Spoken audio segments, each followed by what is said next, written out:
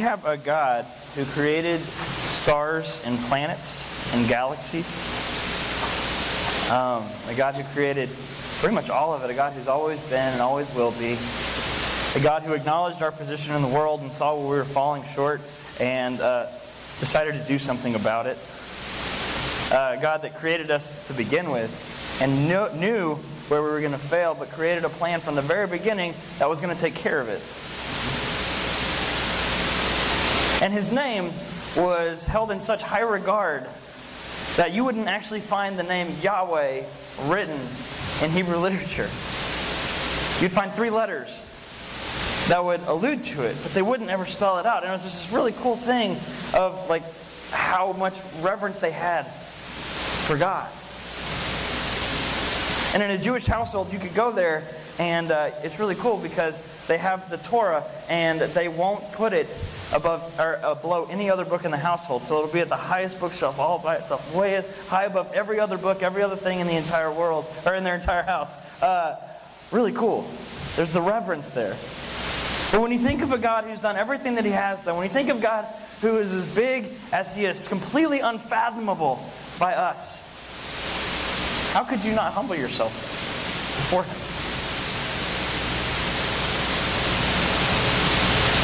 Good morning. Today is a good day. You woke up. You're not fluish, or at least I hope you're not. You call it fluish? Flu-ridden? You get what I'm talking about. You don't have the flu. Congratulations. You're one of the few. Or maybe you've already had it and you're finally past it. Congratulations. Welcome back to the world of the living. But yeah, we just sang that song talking about Yahweh and how holy is His name and how big is His name. How blessing and honor and glory and power should go to His name. We sang that together as a church. So not a bad start for the day. Let's pray. God, we love You. God, I'm sorry for the times that I don't treat Your name with any kind of respect. God, I'm sorry for where I don't measure up and where my pride wins the day. Father, I ask, scary as it is, that You'd humble me right now. God, that You'd overtake me. That You'd speak through me. And God, that we together would learn this lesson that every Christian worldwide needs to learn. Thank You, God. We love You. In Christ's name we pray. Amen. All right. Well, 1 Corinthians chapter 13, verses 4 through 8. That's where our series is kind of going through this week, or this couple weeks, actually. Here we go. It says, "Love is patient and kind. It is not jealous or boastful or proud or rude. It does not demand its own way. It is not irritable." That one's hard. "And it keeps no record of being wrong. It does not rejoice about injustice, but rejoices whenever the truth wins out. Love never gives up. Never loses faith. It's always hopeful. It endures through every circumstance. Prophecy and speaking in unknown languages and special knowledge will become useless, but love will last forever." Today, as we're continuing our walk through our Love Like Jesus sermon series, we're going to talk about one thing that is not necessarily a virtue, because it's the root of all virtue. Humility. Now, if you ever want to work on a sermon or a lesson where you feel like you're the absolute last person on the planet Earth that should deliver it, try to write one on humility. So many times over the last couple of weeks, I've got into this, and I thought, this is really cool. And then this little thing in the back of my head's like, am I the person to say this? And I'll read something in Scripture, and I'm like, man, yes, God, absolutely. And then I'm like, but I absolutely don't live up to that. And I keep going through the whole process. It's a hard lesson to write. Because the entire time, God's just sitting over your shoulder and saying, are you listening to what you're typing, son? It's been good. Man, it's been difficult. I have no claim to mastering this area. But that's okay, because together we come together as a church, as a family, and we say, hey, we're stepping forward together. But even as I was working on this sermon, I thought about how I've been coughing all week. And I was concerned with how my voice would hold up. I thought about how I wanted this sermon to go. I thought about how I wanted to be thought of you while I was delivering it. I thought about how I would put different lines so that they would sink in a little bit better. And even what I might wear. And while I was writing a sermon entitled Humility, through this I realized that I'm really good at thinking about me. Thinking about going pro. It gets so political, but I think I got a shot. That's why verses like Philippians chapter 2, verse 3 really get to me. It says, right there in verse 3, don't be selfish. Don't try to impress others. Be humble. Thinking of others is better than yourselves. The NIV says it like this. Don't do anything out of selfish ambition, but in humility, value others above yourselves. I am so good at thinking about myself. But when I read the words of Jesus and I see Him modeling a life that had very little thought towards Himself. In fact, most of His life, not even His death, but most of His life was spent with an intense focus on other people and then of His Heavenly Father. And you know what Philippians chapter 2 says in a nutshell? Ready? It says this. Aspire to that. Difficult. Aspire to the life of humility that Christ led. And if you do that, if you today said, okay, from this point on, I'm going to aspire to the life that Jesus led. I'm going to be humble like Jesus. I'm going to love like Jesus. There it is. I'm going to love like Jesus. I'm going to be humble like Jesus. I'm going to be patient like Jesus. I'm going to be kind like Jesus. Let me tell you, if you aspire to that from this moment on, you are going to fail horribly. You're not going to do very well. I'm sorry if that burst the bubble a little bit. But I don't think it does for most of us. I think most of us realize that we're imperfect. But we're going to fail. But that's the exact reason why Jesus came down and lived the life that we couldn't. So that we wouldn't have to. We don't have to be perfect. Now, instead of being required to live perfectly with very little margin for error, we have been freed to give it our best while still being imperfect. We can continue to try even when we fail. Because we've already been made perfect by Jesus' example in His life. 2 Corinthians 5:12 said, "For God made Christ, who never sinned, to be the offering for our sin, so that we could be made right with God through Christ." Other versions say, so that we can become the righteousness of God. We're clothed in God's righteousness. You're not clothed in your mistakes. You're not clothed in your pride. You're clothed in the righteousness of God. But pride still gets in the way. But you need to know what humility is. It's not self-pity. You're not called... One of the things, like I grew up, I watched Winnie the Pooh a lot. I don't know if you did. If you did, great, awesome. You know where this is going. If not, then just nod along. But Winnie the Pooh, there's this character in the Winnie the Pooh named Eeyore. And he is my favorite character in the entire show. I mean, a lot of people like Tigger. I think Tigger's great, but Eeyore's my man. Because Eeyore, he could save the entire world from destruction. And they'd be like, Eeyore, that's amazing! And Eeyore would just be like, it's all right, I guess. And he'd just like walk on. He was like the most depressed donkey in the entire world. And I loved him because he was like the donkey downer. Like he would just bring everything down. It's like, wow, I'm so excited today. It's probably gonna rain. You know, and he goes through all this different stuff. But that's not humility. If anything, that's more prideful. If we're sitting there saying, oh, this is about me and this, and, you know, I can't measure up, and I'm so this, and I'm this, and this, that's more prideful than someone who just says, I'm pretty good at stuff. It's not humility. Humility isn't pretending you can't do anything right. It's not self-degradation. It's not self-pity. It's not an intentionally lower self-esteem. In fact, the reason it's not those things is because those things have too much of the word self in them. It's not about that. Humility is not about self. You can acknowledge that you're good at things and still be humble. In fact, here's a test for you if you want to gauge your level of humility. I don't know if you guys ever do this, like on the BuzzFeed stuff on your Facebook. It's like take a test to see how well you know the Lord of the Rings, or one of those things. Here's a test that you can give yourself to gauge your level of humility. Here it goes. Ready? Great. When you have a conversation with someone, do you hear their stories, or are you thinking about what you're going to say next? Do you ask more questions, or tell more stories? I can't be the only one that thinks, ouch, when that's said, right?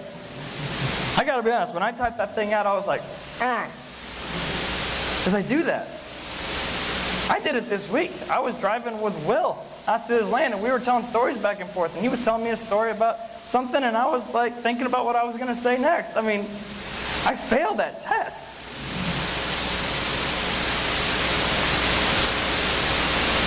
There's a great saying. It says this. It says, humility is not thinking less of yourself. Humility is thinking about yourself less. It's popular, and it's been around a long time. But that's true. A lot of times when people think humility, they think, I can't enjoy success. And the thing is this, is God gave you your talents. God gave you your gifts. And if you use them and you're successful in them, enjoy it. Praise be to God, you did something awesome. It's not about thinking less of yourself. It's not about downplaying how you feel. It's one of those things. It's about thinking about yourself less. It's about looking at other people and putting them above yourself. It's about intentionally placing yourself in a position of service. And that's the craziest thing about it. If anybody in the entire existence of the world has the right to be in a position where people are serving Him, it's got to be Jesus. He's God.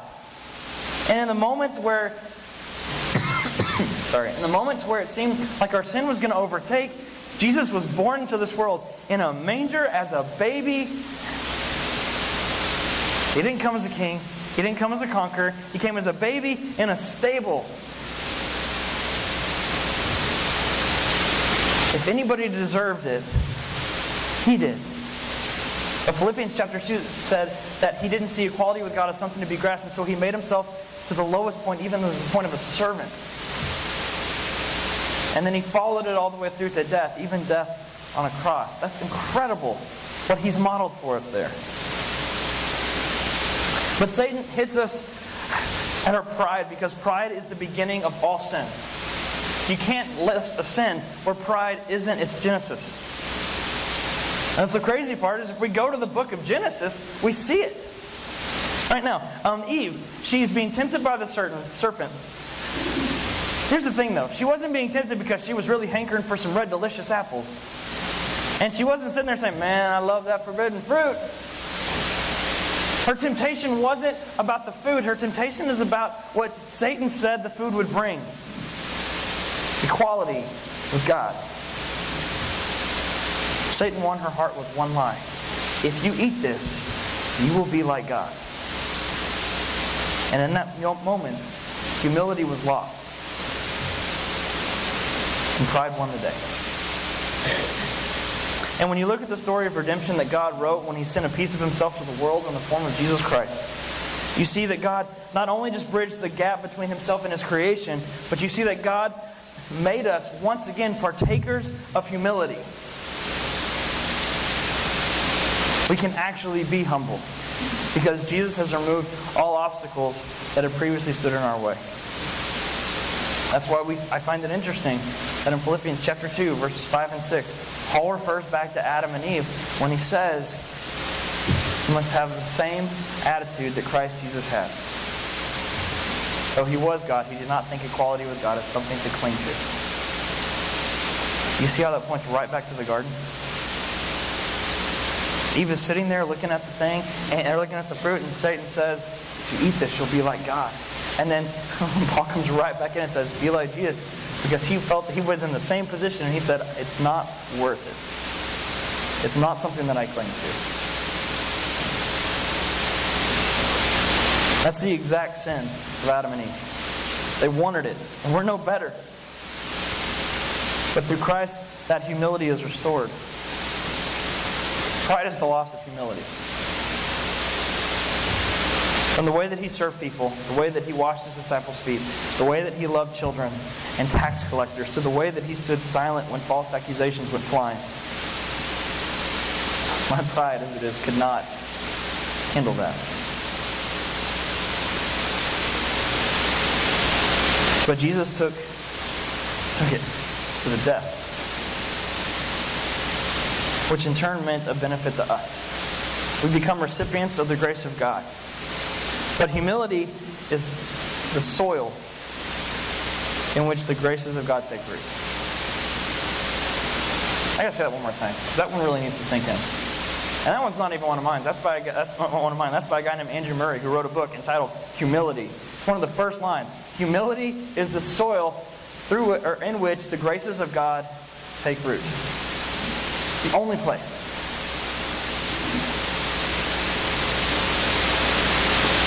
Not because God is withholding His grace from the proud, but because accepting grace in and of itself is an act of humility. It cannot be accepted any other way. So let me ask you this. Do you pursue humility? Do you strive to be the most humble person on the entire planet? It even sounds prideful to put it that way, doesn't it? You know, and what if you ever got there? Would you ever actually acknowledge it? Sit there and be like, I'm the most humble person in the whole world. Well, I didn't last long, did it? It's such a fickle thing. How do you get to that point? But seriously, when you dream, or when you are wronged, or when you are hurt, or when you win, do you pursue humility? It's not an easy life. But it's the life that we're called to. In Luke chapter 17, verse 10, it says, in the same way, when you obey me, you should say, we're unworthy servants who have simply done our duty. Besides the fact that we're called by God, which is enough, why specifically does God call us to humility? Isaiah chapter 57, verse 15 says this. And that's too small back there, so I'm going to read it right here. The high and lofty one who lives in eternity, the Holy One says this, I live in the high and holy place, for those whose spirits are contrite and humble. I restore the crushed spirit of the humble and revive the courage of those with repentant hearts. I love it because what it says is this. God says, I'm up high in heaven. I got this. I'm in the holy places. I'm high in heaven. But I'm also with the humble.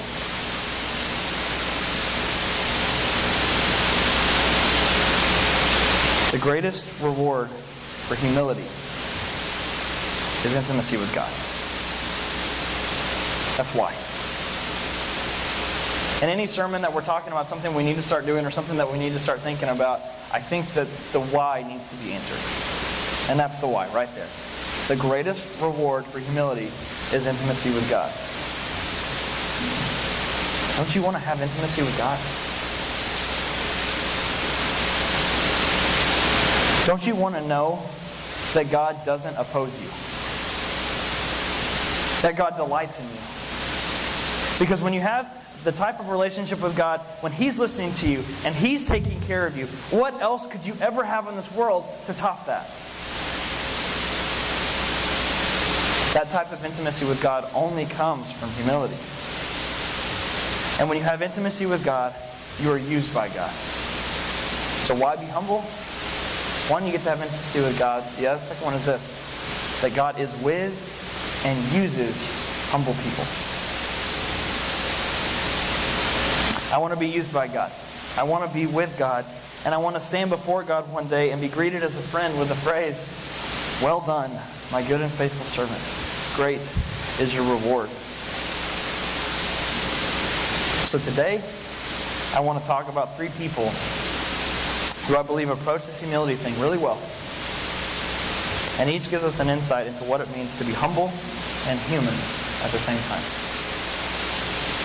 So first, let's talk about Moses. This is a great example of this. Moses is known for quite a lot, but one of my favorite things, I want to read it to you. It's in Numbers. It's not up on the screen, so I'm just going to read it. It's in Numbers chapter 12. Here we go. Ready? Verse 3. Now Moses was very humble, more humble than any other person on earth. Now the funny part about that is this is going to blow your mind. Ready? Moses wrote the book of Numbers. Isn't it?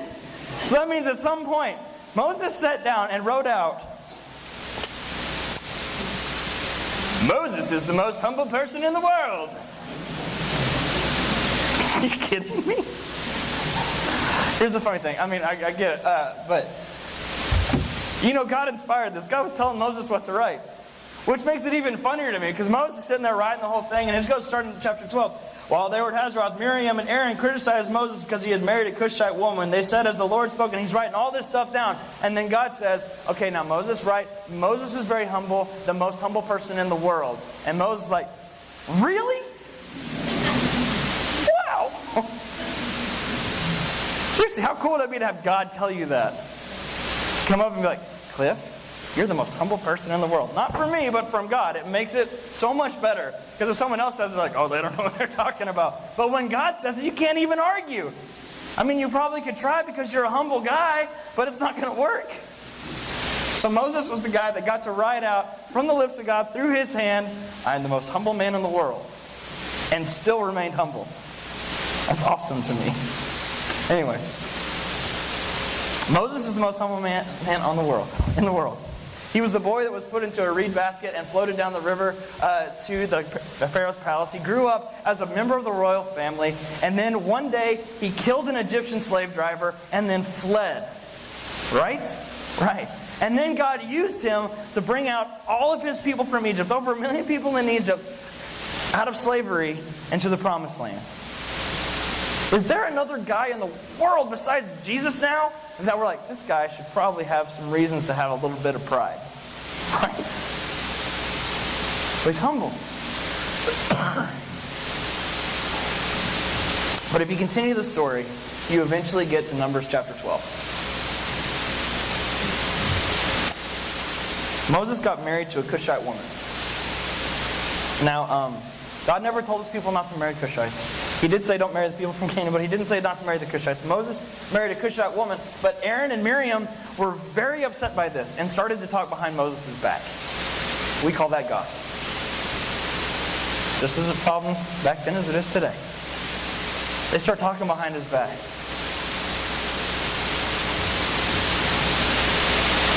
After everything he had done, and after everything they'd seen God do through him, they began to gossip about him. But here's the thing. God was actually on Moses' side. That's really scary for Aaron and Miriam. So God says, all right, guys, come to the tent of meeting. And so they go to the tent of meeting, and this is where we're gonna bring it in. It's starting in verse 6 of Numbers chapter 12. And the Lord said to them, now listen to what I say. If there were prophets among you, I, the Lord, would reveal myself in visions. I would speak to them in dreams, but not with my servant Moses. Of all my house, he is the one I trust. I speak to him face to face, clearly and not in riddles. He sees the Lord as he is. So why were you not afraid to criticize my servant Moses? Can you imagine how deep they felt at that moment? When God's like, okay, just so you know, prophets that you guys hold in pretty high regard, yeah, I spoke to them through riddles and dreams and visions. But guess what? Moses, I talked to him face to face. How could you not be frightened to gossip about him? Yeah. And then God gives Miriam leprosy. Now, if this was me, maybe I'm more spiteful. But having them gossip about me, and then having God call them on the carpet for it, I'd just be sitting there going like, that's right, you listen to him. Mm-hmm. And then about that point, whenever Miriam got struck with leprosy, I'd be like, that's what you get. And it'd be so awesome, because I'd be righteous and they would just be lepers. And that'd be great.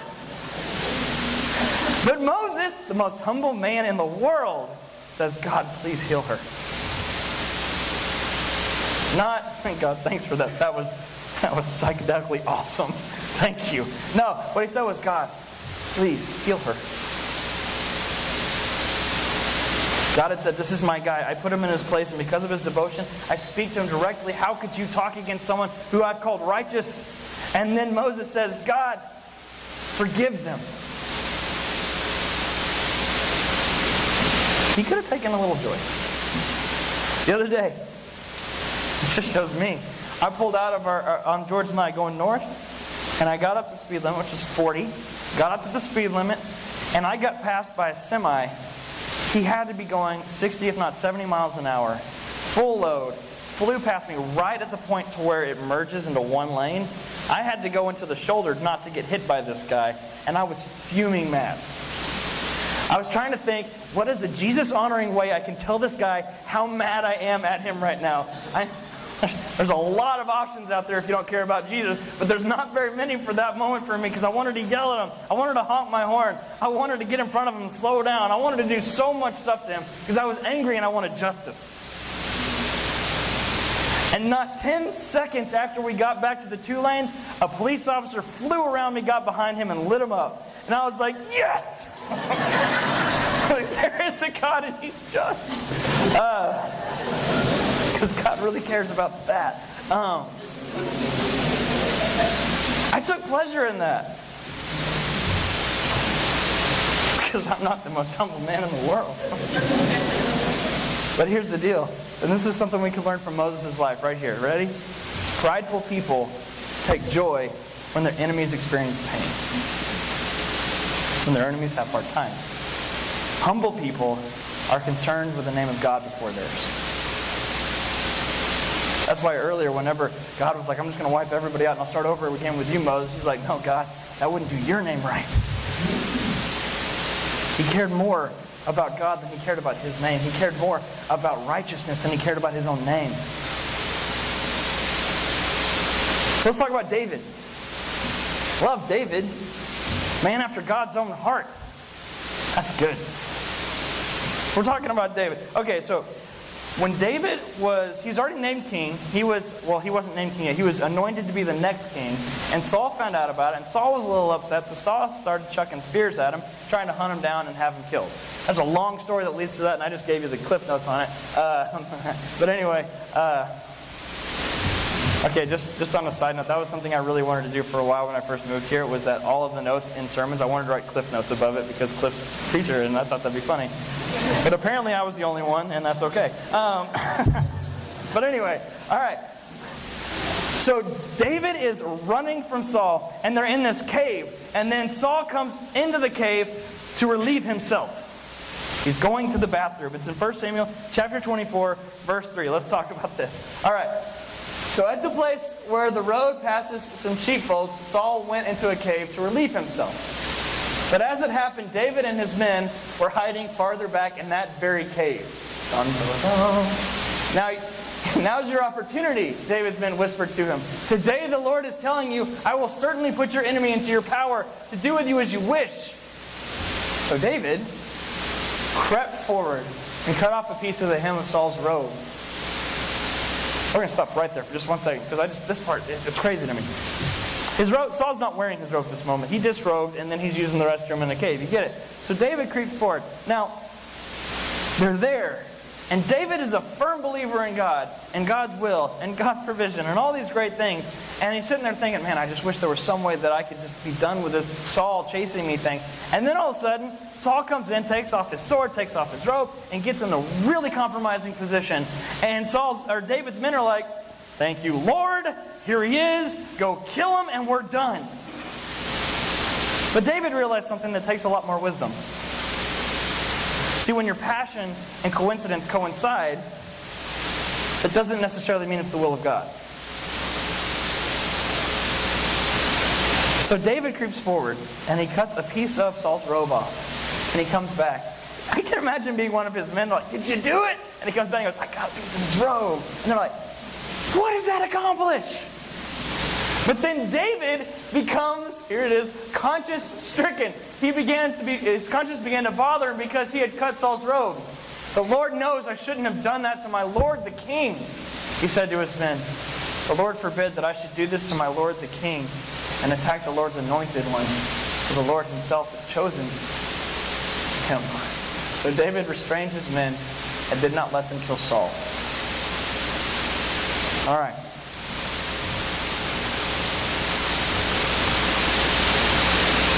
I read those things. You ever watched a movie, and about halfway through it, you think of the bad guy, like, if this guy doesn't die by the end of this movie, this is not a good movie. Right? That's one of those things. Denzel Washington is in a ton of movies where he plays bad people, but one of his things in his contract always says, the bad guy gets what's coming to him. That's the only thing he has. Like, I'll do the part, but the bad guy has to get what's coming to him. And it's one of those things to where I read this story and I'm like, Saul needs to get it. And it's this perfect moment, and David doesn't even do it. You know why?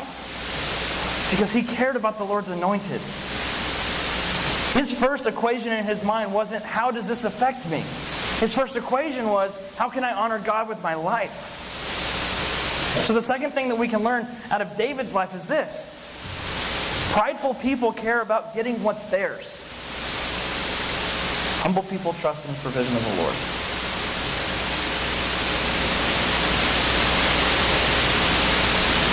Let's talk about Peter. I love Peter. I connect so well with Peter. Because sometimes when there are awkward moments, I just, for some reason, open my mouth and words come out. And Peter is the master at this. He does it all the time. He speaks about stuff he doesn't know anything about because he just wants to have a voice in the conversation and he wants to be seen as valuable. This shows a lot of my fault. But I connect with that a little bit. He continually overpromised and he continually underdelivered. He saw only the best version of himself and wouldn't hear anything to the contrary, even from Jesus. There's this moment where, Peter's going through all this different stuff.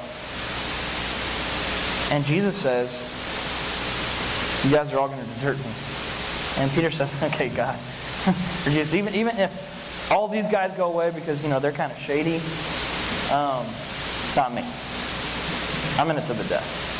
So, thanks for lumping me in with the regulars, but I think I know where I am.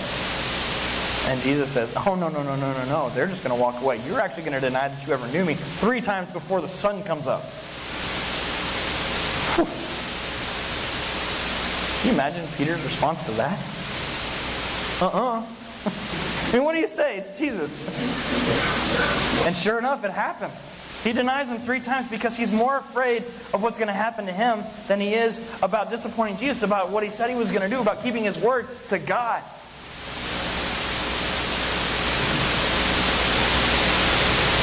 And the thing we learn from Peter is this. That prideful people only see the best versions of themselves. And humble people admit their flaws and serve. Each one of these people have moments in their lives where their humility is less than perfect. Moses was a murderer. David was an adulterer and a murderer. Peter betrayed the Son of God. All through their pride. So if you should get something from their stories, get that to be humble is not to be perfect. But to be humble is to acknowledge your pride and allow Jesus to be the healing and the salvation and the provision and the direction for your life.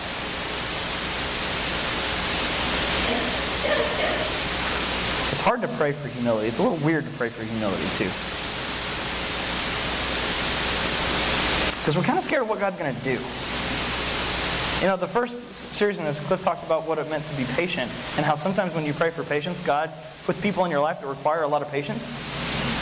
That's why I stopped praying for patience. No, not really. But it's one of those things where if you pray for patience, God will answer that prayer. If you pray for humility, God will answer that prayer.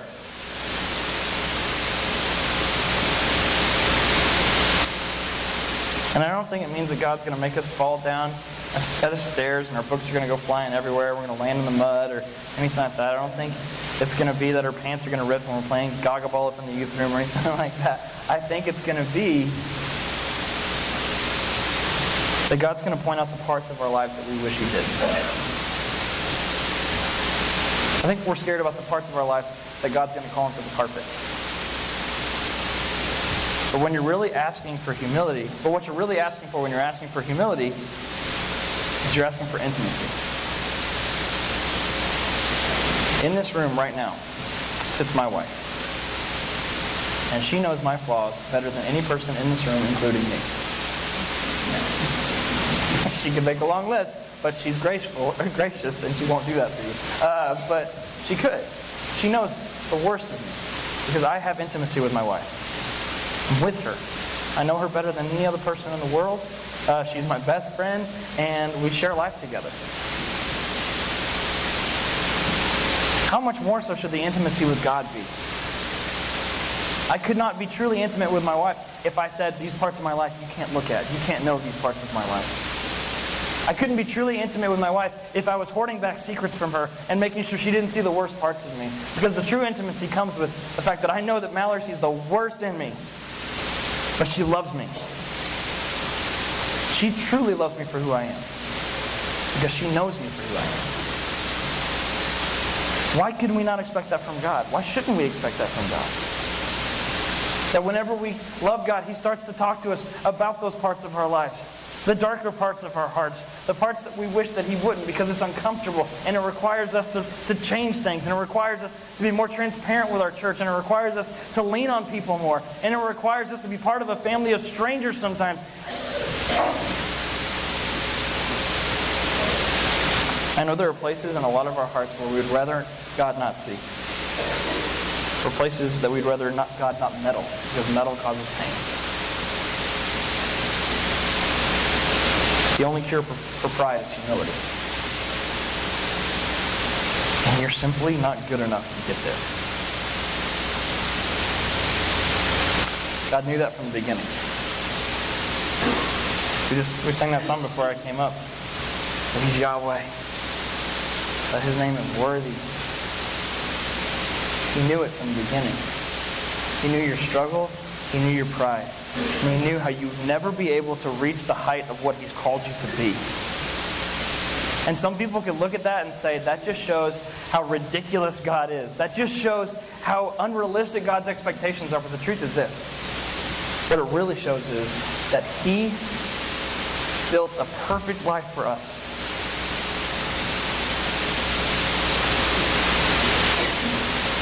If we accept it in humility. God knew it from the beginning, and that's why He put a plan in place that would mean the death of His Son, so that you can have peace and intimacy with God. But that salvation will never come on your terms. It will always be on God's terms. We can never come to Him on our achievements. We can only come to Him on our knees.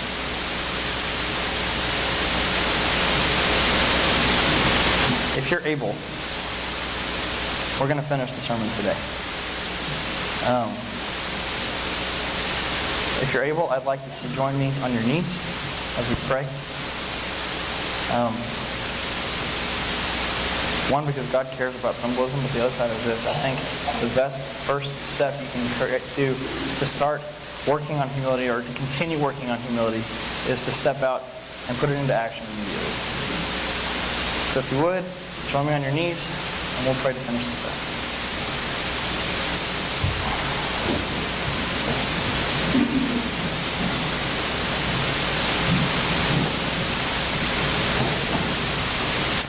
Father God,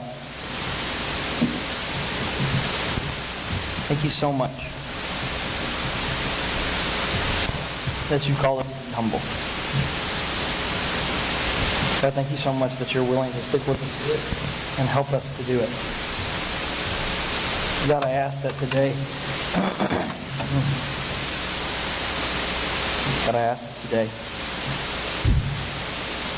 you'd break us.